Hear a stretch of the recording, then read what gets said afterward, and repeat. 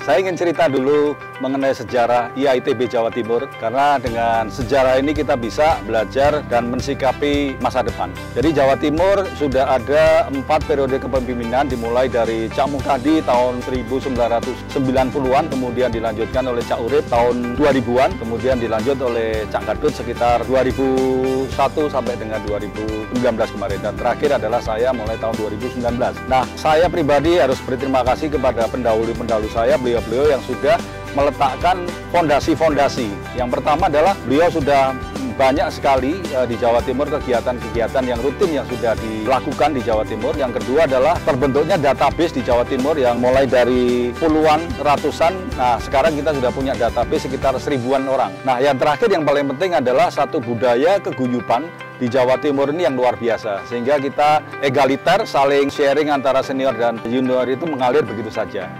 Sedikit sejarah mengenai awal dari kepengurusan saya, di mana setelah terpilih saya mencoba menemui tokoh-tokoh Jawa Timur, alumni Jawa Timur, baik yang senior maupun yang junior. Dari situ saya melihat ada satu missing link, dan betul pada saat saya diskusikan dengan teman-teman yang junior, milenial, dan senior, ternyata ada satu missing link yang sangat penting, di mana selama ini kegiatan-kegiatan kita yang dilakukan oleh IAITB Jawa Timur itu ternyata tidak connect dengan teman-teman milenial. Apanya yang tidak connect? Maksudnya adalah mereka tidak mengena kegiatan-kegiatan itu dengan konsep dan cara berpikir mereka. Nah, akhirnya dari situ kita punya kesepakatan bahwa kita, saya dan teman-teman pengurus yang ada di Jawa Timur saat ini, 2019 sampai 2023, kita akan fokus bagaimana mentransformasi organisasi IAITB Jawa Timur ini menjadi dinamis, di mana yang menjadi motornya adalah anak-anak muda, milenial. Senior menjadi mentor, ini sebuah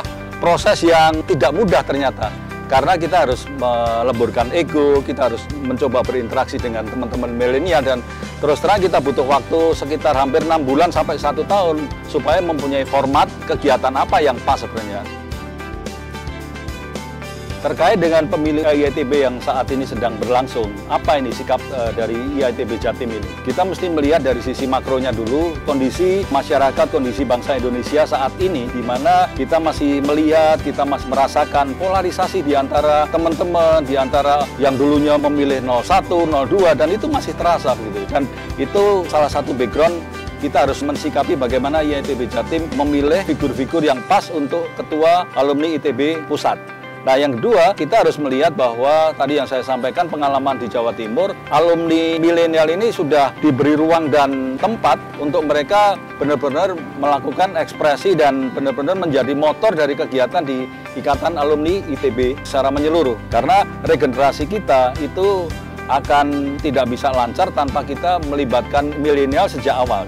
Kami dari IAITB Jawa Timur mengambil sikap, kemudian kami menuliskan juga di dalam bentuk narasi bahwa kami ingin atau kami mendukung semua calon, semua kandidat. Pertama, mereka secara profesional bisa mempersatukan elemen-elemen alumni supaya bisa bermanfaat lebih besar kepada masyarakat dan bangsa. Yang kedua, yang kami harapkan dari semua kandidat adalah mereka nantinya bisa mendukung dan mengapresiasi serta memberi ruang yang seluas-luasnya kepada para milenial untuk mereka aktif dan menjadi motor dari Ikatan Alumni ITB Pusat ini. Nah, saya ingin flashback 2 tahun yang lalu pada saat saya begitu terpilih menjadi Ketua ITB Jawa Timur. 1 minggu kemudian saya langsung ke Jakarta menemui ketua saat ini, yaitu Mas Ridwan Jamaluddin bersama salah satu pengurus IAITB Jatim. Di sana kami berdiskusi dan saya mendapatkan 2 insight yang sangat menarik sekali. Yang pertama adalah Mas Ridwan menceritakan concern mengenai teknologi, yang kedua mengenai SDM. Teknologi, Mas Ridwan cerita bahwa saat ini di Indonesia itu riset-riset yang ada di Indonesia hanya 0,8% yang menjadi sebuah produk yang benar-benar launching di pasaran. Menurut saya angka yang sangat kecil sekali. Riset yang ribuan bahkan hanya 0,8% menjadi sebuah inovasi yang benar-benar bermanfaat untuk masyarakat. Itu satu. Yang kedua, Mas Ridwan juga menyatakan bahwa saat ini banyak sekali startup-startup yang berkembang di Indonesia, tetapi pertanyaannya adalah apa produk yang dijual di dalam marketplace atau startup itu. Ternyata produk-produk Indonesia sendiri itu tidak banyak presentasinya. Nah, itu menjadi tantangan kita bahwa sebenarnya sebesar apapun marketplace, kemudian pasar yang dibentuk, tapi kalau produknya yang dijual adalah produk-produk bukan dari produk dalam negeri, itu artinya sebenarnya kita belum sukses. Nah, tantangannya adalah bagaimana kita memperbesar persentase tadi dari riset menjadi sebuah inovasi yang bermanfaat bagi masyarakat. Yang kedua, bagaimana kita menaikkan tingkat produk-produk nasional menjadi produk yang bisa dijual di marketplace itu. Itu menarik sekali. Yang kedua adalah SDM. Nah, terus terang dari dua poin itu, dari insight itu yang kami dapat dari Mas Ridwan Jamaluddin waktu itu, kita terjemahkan di Jawa Timur, kita evaluasi internal, kemudian kita evaluasi juga lingkungan kita. Nah, kita menemukan bahwa satu hal yang akhirnya membuat kita sepakat untuk mengemas menjadi Pusat Inkubasi Inovasi Teknologi, PIIT.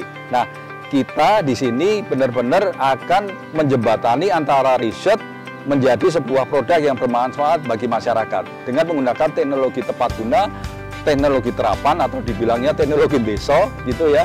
Dan ini langsung bersentuhan dengan masyarakat dan bermanfaat bagi masyarakat.